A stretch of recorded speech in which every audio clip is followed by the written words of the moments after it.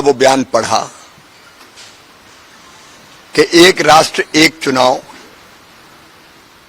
असंवैधानिक है और इसको लागू करने का कांग्रेस का जमीर इजाजत नहीं देता। आप किस जमीर की बात कर रहे हैं? एक राष्ट्र एक चुनाव 1952 में होता रहा, लोकसभा विधानसभा के चुनाव। 57 में चुनाव साथ हुए, 62 में चुनाव साथ हुए, 67 में चुनाव साथ हुए।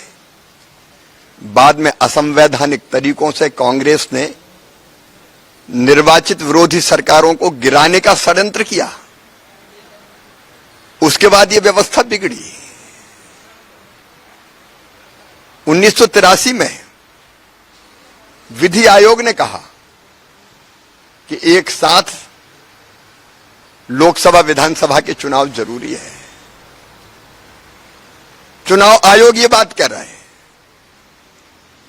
1918 में फिर विधि आयोग ने यह बात कही। असंवैधानिक कहां से हो गई?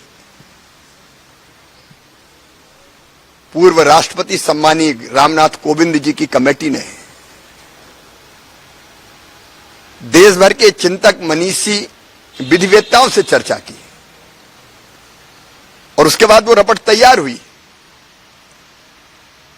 जिसमें एक राष्ट्र एक चुनाव की आवश्यकता को प्रतिपादित किया गया है। पहले लोकसभा और विधानसभा के चुनाव एक साथ हो और बाद में 100 दिन के अंदर बाकी चुनाव भी हो जाएं। ये लगातार होने वाले चुनावों ने न केवल खर्चा बढ़ाया है, सरकार का खर्चा और राजनीतिक दलों का खर्चा, बल्कि विकास को बाधित किया है। हमारे देश में 5 साल 12 महीने 30 दिन हर सप्ताह रोज और कोई काम हो ना हो एक काम जरूर होता रहता, अगले चुनाव की तैयारी। विकास के काम आचार संहिता लगने के कारण रुक जाते हैं। लोक लुभावन घोषणाएं विकास को बाधित करती है। माननीय प्रधानमंत्री जी, मुख्यमंत्रीगण, मंत्री, सांसद, विधायक, कार्यकर्ता कितना समय झोंकते हैं चुनाव में। शिक्षक हो, राजस्व विभाग के कर्मचारी हो, पुलिस हो, प्रशासन हो, जनता की सेवा और जन कल्याण विकास छोड़ के केवल चुनाव की तैयारी में लगा रहता है। आज सबसे बड़ी आवश्यकता इसी बात की है